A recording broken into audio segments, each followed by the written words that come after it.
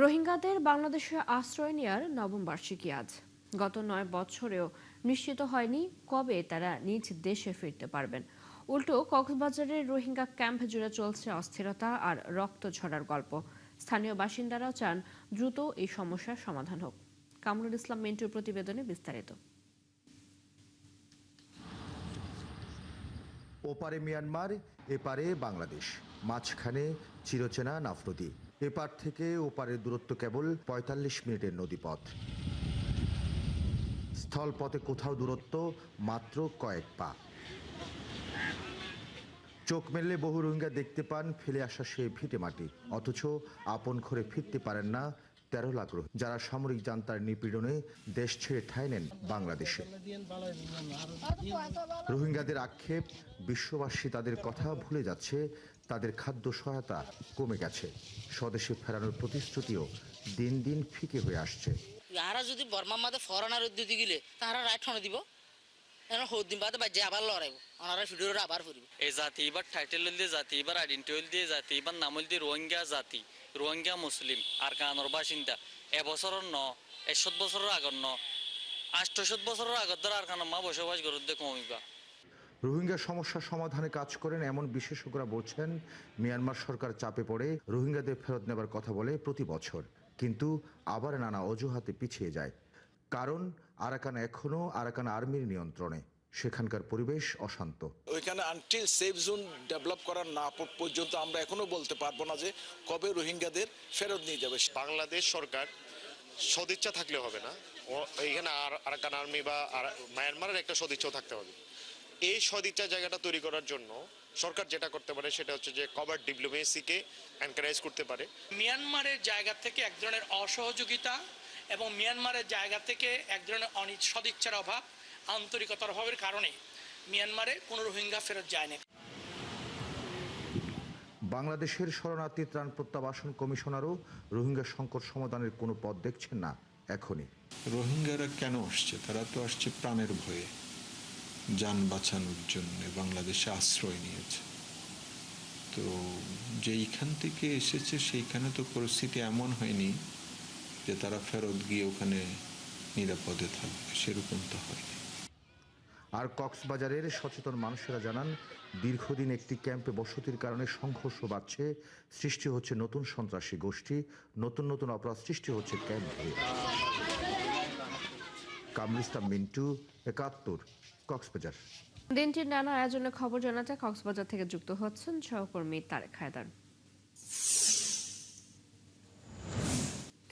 তারেক, আজকের এই দিনটিকে ঘিরে কি কি আয়োজন রয়েছে, কি পরিস্থিতি সেখানে দেখছেন, সব মিলিয়ে জানাবেন।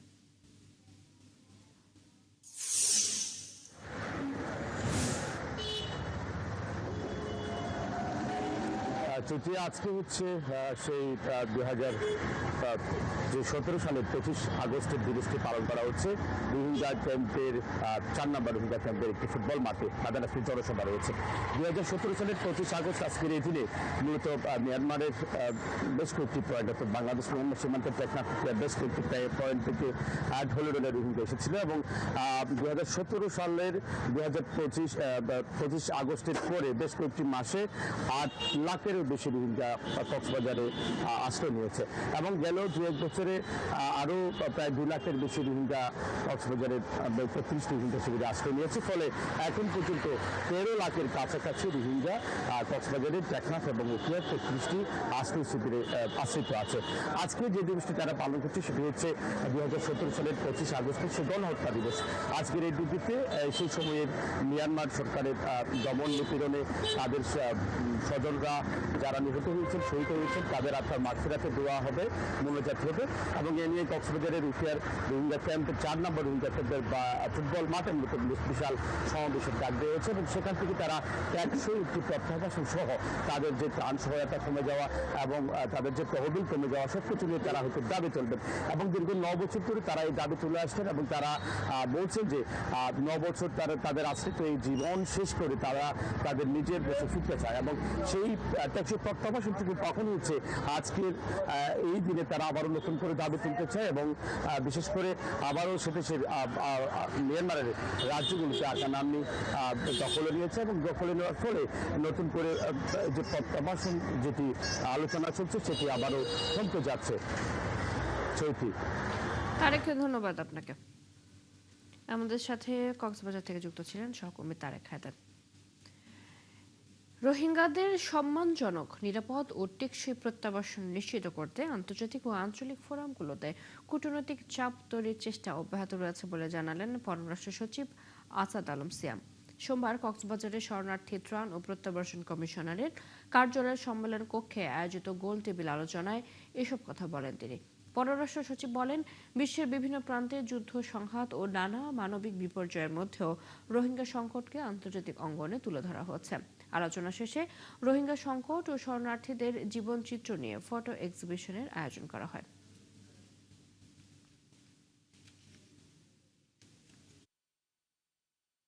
পৃথিবীতে এখন চারিদিকে নানা ধরনের যে বিপর্যয় এবং যুদ্ধ সংঘাত রয়েছে, তার মধ্যে রোহিঙ্গাদের সমস্যা পৃথিবীর সবার কাছে পৌঁছে দেওয়া, আন্তর্জাতিক ফোরামে জাগরুক রাখা একটা বিরাট চ্যালেঞ্জ।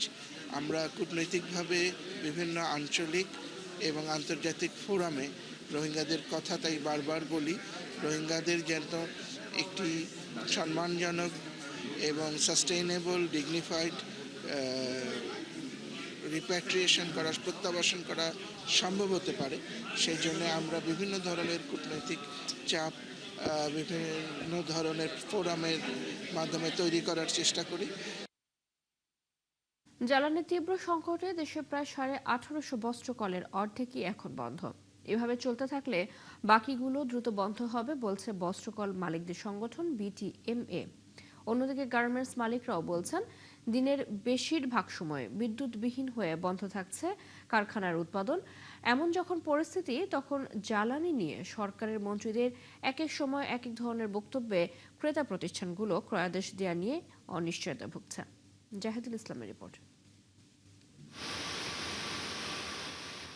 দেশের বেশিরভাগ বস্ত্রকল তুলছে উৎপাদন সক্ষমতা কমিয়ে অথবা পড়ে আছে বন্ধ হয়ে। কারণ প্রয়োজন মতো পাওয়া যাচ্ছে না কারখানা চালানোর অন্যতম কাঁচামাল গ্যাস।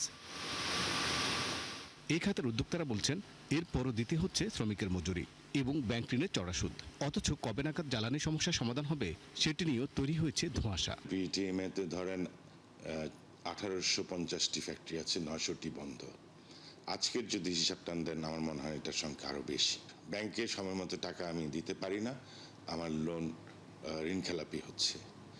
এমন অবস্থায় আমরা যাচ্ছি সমগ্র দেশ এই সংকট নিয়ে। আমার তো মনে হয় এটা আরও কিছুদিন চললে দুর্ভিক্ষই হতে পারে। এখন পর্যন্ত আমরা এনার্জি মিনিস্টারের সাথে দেখা করতে পারিনি। গার্মেন্টস ব্যবসায়ীরা বলছেন, জ্বালানির অভাবে তাদের কারখানাও বন্ধ থাকে দিনের বেশিরভাগ সময়। বায়াররাও কিন্তু আমাদেরকে বারবার এটা নিয়ে কিন্তু কনসার্ন এবং জিজ্ঞাসা করতেছে, প্রতিদিন যে 4-5 ঘন্টা লোডশেডিং হচ্ছে, এই পরিস্থিতিতে আপনি তো প্রোডাকশন করতে পারছেন না। যে ভলিউমের অর্ডারটা আপনাকে দিব, আপনি কি যথাসময় আপনি কি শিপমেন্ট করতে পারবেন? তো সরকারের কাছে আমাদের অনুরোধ থাকবে যেন আমাদের দ্রুত বিদ্যুৎ, গ্যাস আমাদেরকে যেন সরবরাহ করে থাকে। 2 বছর 1 বছর এগুলো করলে এই দেশে পার্টশিপের মতো এই ব্যবসা আর থাকবে না, আরামসে সেক্টর থাকবে না। মধ্যপ্রাচ্য যুদ্ধের কারণে কাতার এবং ওমান থেকে চুক্তি অনুযায়ী গ্যাস না পাওয়ায় তীব্র হয়েছে জ্বালানি সংকট। অন্যদিকে যন্ত্রপিকল থাকায় আমদানি করা এলএনজিও সময় মতো খালাস করা যাচ্ছে না। জ্বালানি নিয়ে সরকারের মন্ত্রীদের এক এক সময় এক এক বক্তব্য গণমাধ্যমে প্রচার হওয়ায় রপ্তানি বাজারে নেতিবাচক প্রভাব ফেলছে বলেও জানিয়েছে পোশাক রপ্তানিকারকদের সংগঠন বিজিএমইএ। আমাদের এই মেসেজগুলো তো চলে যাচ্ছে আমাদের বায়ারদের কাছে, আর যখনই বায়ারের কাছে মেসেজটা চলে যাচ্ছে, বায়াররা কিন্তু তখন একটু শঙ্কিত থাকে যে ফার্দার যে অর্ডারগুলো আছে এগুলো প্লেস করবে কিনা, এবং যেগুলো প্লেস করা আছে এগুলোকে শিপমেন্ট কিভাবে নিবে। অর্থনীতিবিদরা বলছেন, জ্বালানি নিয়ে সরকারের সমন্বিত পরিকল্পনা স্পষ্ট করা উচিত। আগের জায়গার থেকেও আমরা খারাপ জায়গায় চলে গেছি, কারণ আমার কিছু টেকনিক্যাল সমস্যাও হয়েছে আমদানি পর্যায় থেকে। দ্বিতীয় হলো আমার বহির্বিশ্বের বাজারের কারণে আমি কতগুলো চাপের মধ্যে পড়েছি। স্বল্প মেয়াদের সমস্যা, কাঠামোগত সমস্যার মধ্যে যে পার্থক্যটা আছে, এইটাকে পলিসি মেসেজিং এর জন্য আমাদের সুস্পষ্ট করতে হবে। পেট্রোবাংলা তথ্য বলছে, দেশে গ্যাসের দৈনিক চাহিদা প্রায় 380 কোটি ঘনফুট। এর মাঝে সরবরাহ হতো 270 কোটি ঘনফুট। স্থানীয় উৎস থেকে যোগান হয় 170 কোটি, বাকি 100 কোটি ঘনফুট আমদানি করে। তবে বর্তমানে আমদানি নেমেছে প্রায় 50 কোটি ঘনফুটে। জাহিদুল ইসলাম, 71, ঢাকা। ফৌজদারি অপরাধ তদন্ত ও কার্যক্রম পরিচালনার ক্ষমতা পাচ্ছে আর্মড পুলিশ ব্যাটালিয়ন APBN। এজন্য আর্মড পুলিশ ব্যাটালিয়ন আইন 2026-এর খসড়া নীতিগত ও চূড়ান্ত অনুমোদন দিয়েছে মন্ত্রিসভা। সোমবার সচিবালয়ে প্রধানমন্ত্রী তারেক রহমানের সভাপতিত্বে মন্ত্রিসভার বৈঠকে এই অনুমোদন দেওয়া হয়। বিদ্যমান আইন অনুযায়ী অভিযান চালিয়ে গ্রেপ্তারের পর অপরাধীকে থানায় হস্তান্তর করতেন APBN সদস্যরা। খসড়া আইন অনুযায়ী পুলিশ বাহিনীর অধীনে এই ব্যাটালিয়ন পুলিশের একজন অতিরিক্ত মহাপরিদর্শকের নিয়ন্ত্রণ ও তত্ত্বাবধানে পরিচালিত হবে। APBN-কে জননিরাপত্তা রক্ষা, ভিআইপি ব্যক্তিদের নিরাপত্তা, সন্ত্রাস, মাদক, মানব পাচার, ধর্ষণ ও মানবতা বিরোধী কাজে জড়িতদের বিরুদ্ধে ব্যবস্থা নেওয়ার দায়িত্ব দেওয়া হয়েছে। একই সাথে এই আইন অনুযায়ী অন্যান্য আইন শৃঙ্খলা রক্ষাকারী বাহিনীকে সহায়তা করবে এই ব্যাটালিয়ন।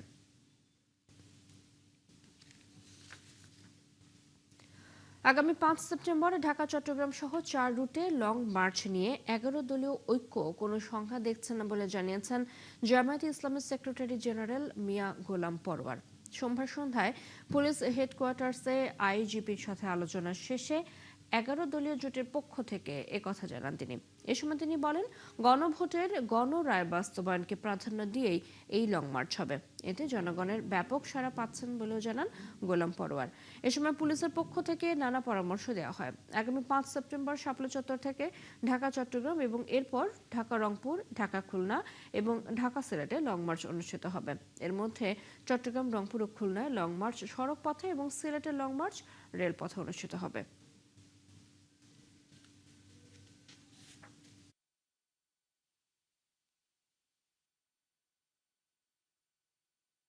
আমরা কোনো আশঙ্কা বোধ করছি না। আমরা যতটা ইনফরমেশন সোফার মাই নলেজ আমাদের লোকাল সংগঠন থেকে আমরা যে কারেকশন পাচ্ছি, সমস্ত জায়গায় এই লং মার্চ সফর করার জন্য মানুষ আগ্রহী এবং আকাঙ্ক্ষা নিয়ে বসে আছে। পুলিশের পক্ষ থেকে কি জানানো হয়েছে? তারা সহযোগিতা করবেন, আর আমাদের কাছে ওনারা সহযোগিতা চেয়েছেন যে আমরা যেন প্রতিটি জায়গায় আমাদের সংগঠনের কর্মীদেরকেও যেন সেই প্রশাসনের সাথে একটা কোঅপারেশন রাখতে বলি, এটা অনুরোধ করেছেন ওনারা। নেত্রকোনার মদনে 11 বছর বয়সী এক শিশুকে ধর্ষণের ঘটনায় দায়ের করা মামলায় নবজাতকের ডিএনএ পরীক্ষায় অভিযুক্ত মাদ্রাসা শিক্ষক আমানুল্লাহ মাহমুদি সাগরী তার জৈবিক বাবা হিসেবে প্রমাণিত। সোমবার নারী ও শিশু নির্যাতন দমন ট্রাইব্যুনালে ডিএনএ পরীক্ষার প্রতিবেদন উপস্থাপন করা হয়। রাষ্ট্রপক্ষের আইনজীবী নুরুল কবির রুবেল জানান, ডিএনএ প্রতিবেদনে অভিযুক্ত মাদ্রাসা শিক্ষকের সাথে নবজাতকের জৈবিক সম্পর্ক নিশ্চিত হয়েছে। মামলার এজাহার অনুযায়ী 4 বছর আগে ওই শিক্ষক একটি মহিলা কওমি মাদ্রাসা প্রতিষ্ঠা করেন। বাবা মার বিচ্ছেদের পর শিশুটি নানার বাড়িতে থেকে ওই মাদ্রাসায় পড়াশোনা করত। শিশুটি অসুস্থ বোধ করলে এবং শরীরে পরিবর্তন দেখা দিলে তার মা 18 এপ্রিল মদন পৌর শহরের একটি ক্লিনিকে নিয়ে যান।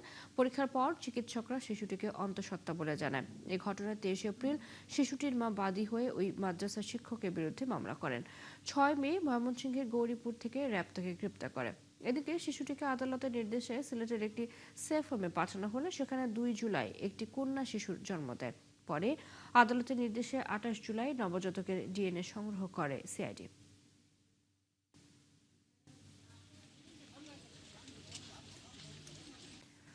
দেশে প্রতিদিন মোটরসাইকেল দুর্ঘটনায় প্রাণ হারাচ্ছে 6 জনের বেশি মানুষ। গত 6.5 বছরের তথ্য বিশ্লেষণ করে এমনটাই জানিয়েছে রোড সেফটি ফাউন্ডেশন। নিহতদের মধ্যে 18 থেকে 35 বছর বয়সের সংখ্যাই বেশি। শুধুমাত্র মানসম্মত হেলমেট ব্যবহার করলে এমন মৃত্যুর হার অন্তত 48% কমানো সম্ভব বলে মনে করেন দুর্ঘটনা ও সড়ক নিরাপত্তা বিশ্লেষকরা। তাদের মতে, দুর্ঘটনা নয়, ধারাবাহিক এই মৃত্যুকে দুর্যোগ হিসেবে দেখার সময় এসেছে। বাকিটা জানাচ্ছেন ভাস্কর ভাদুরী।